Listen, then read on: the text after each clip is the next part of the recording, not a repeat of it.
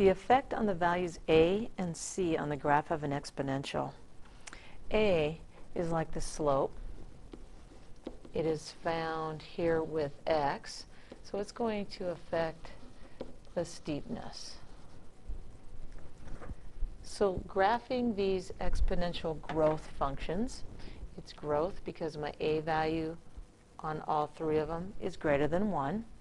Notice all three of them are going to start at 2. If I look at my growth factor, I'm multiplying by 1.3 or 130%. In the second one, my multiplier or factor is 1.4 or 140%. And lastly, my multiplier is 1.5 or 150%. These are how much I'm going to keep. I'm not going to lose. I'm going to grow by 130%. So what happens to my graph is they're all going to have a J-curve passing through this point 2. The steepest one is the one that's growing the fastest. The one that's growing faster than the rest is this. I'm growing by 150%. So I don't start out very quickly and then I shoot up, and that's the 150% growth. The next one I'm going to look at is the 140% growth.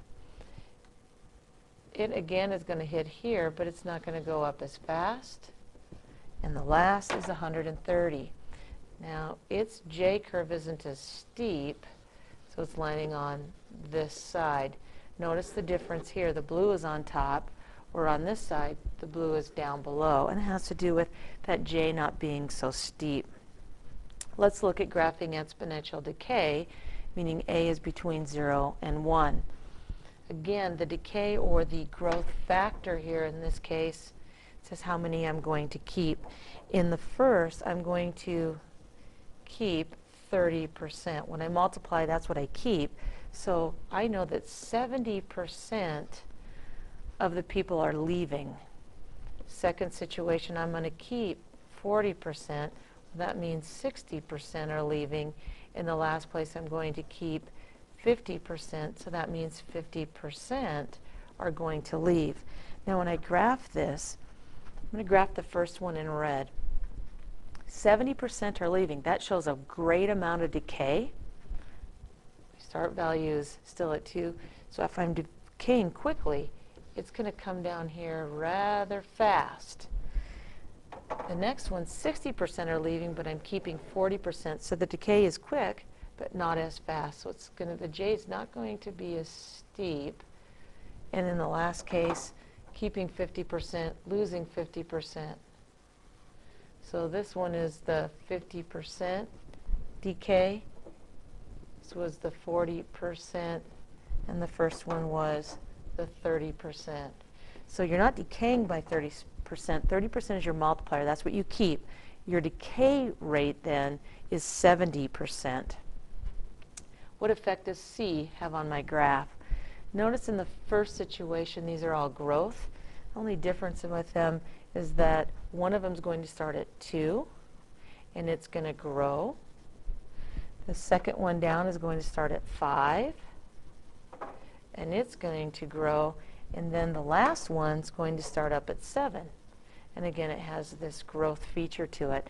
Notice what these values do. They are a shift up and down on the y-axis because they're just a change in the start or the y-intercept.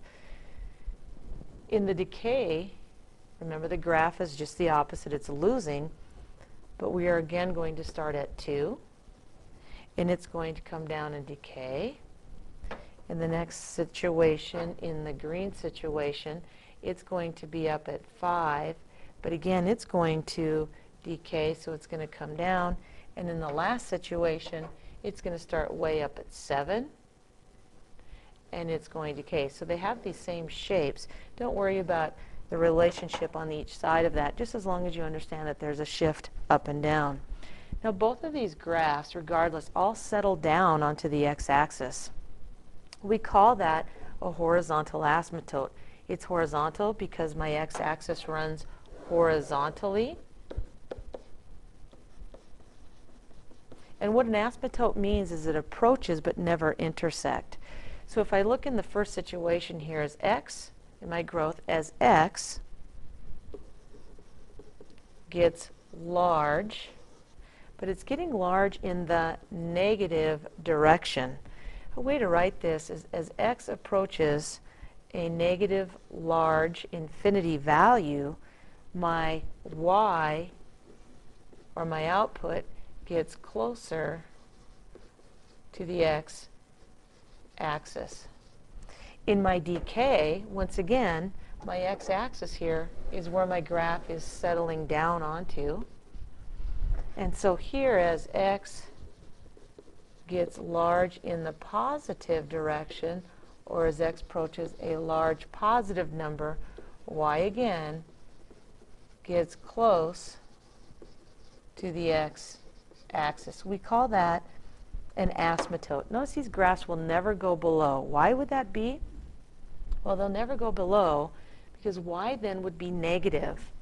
And a negative y, or output, in terms of population, would be a negative population. And we know we can't have a negative population. We really, in theory, can't have a population of 0. Because if we had a population of 0, that would mean there would be nothing left. Now, in theory, we'll never, but in reality, we do end up with a 0.